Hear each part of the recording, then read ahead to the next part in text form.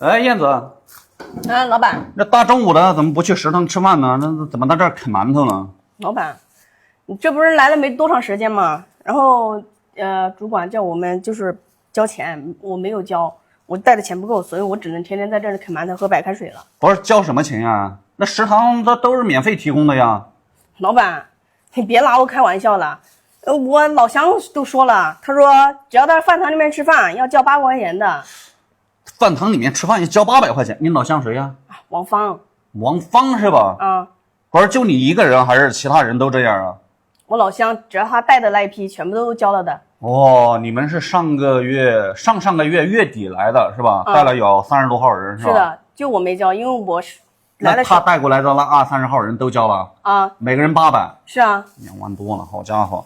他说得交钱才能去吃，不交钱不让吃。是啊，我带的钱也不够，所以我就没有交。行，事情我了解了啊，我正式的告诉你啊，食堂里面那个全部都是免费给员工提供的啊，好吧？这个毋庸置疑。我看他到底玩什么心思啊？你这样，我跟他打电话，我把他叫过来啊，太不像话了。喂，王主管，到会客厅来一下，赶紧的。一会儿来了啊，我问一下怎么回事。哎，老板，你找我？我问你啊，咱们食堂吃饭是免费的吧？员工去吃饭是免费的呀，这不是你订的吗？是我订的啊，那他怎么在这儿啃馒头？说是要去食堂吃饭，得交800块钱。老板，你不要听他胡说，他是北方人，他就喜欢啃馒头。哎，不是王芳，你怎么能这样说我呀？啊，虽然说我是北方人，我谁愿意天天在这儿啃馒头喝白开水呀？啊，你叫我们说到食堂里面去吃饭要交800块钱的。你不要胡说八道啊！你在家里面不是成天就啃馒头吗？在这里呢，就馒头不能吃你了啊！不是王芳，老乡应该是后面帮一帮，是不是？